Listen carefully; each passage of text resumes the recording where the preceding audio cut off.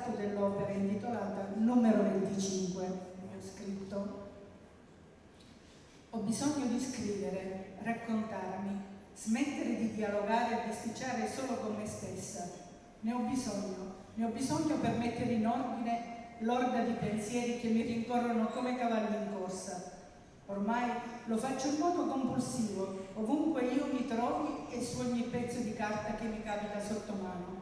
Lo sto facendo anche adesso, mentre stringo fra le dita il numero 25.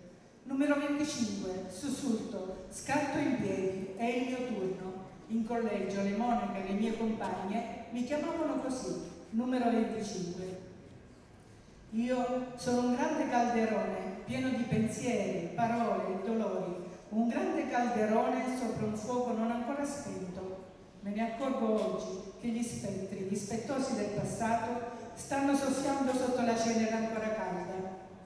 Ma arriva anche per me quel momento magico nella vita in cui sai che non devi più lottare, che avrai giorni di serena felicità, perché non affiderai più la tua anima per intero a nessuna forma di possesso.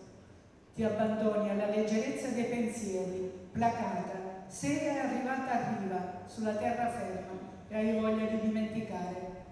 Il vento ha smesso di ululare, si porta via il suo delirio, e arriva questo vento leggero, inaspettato, esigente, d'improvviso, come sempre è il dono della felicità.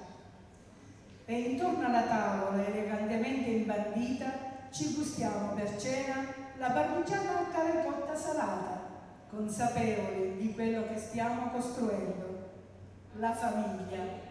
Sceglieremo con cura i ricordi del passato che meritano di far parte del nostro futuro.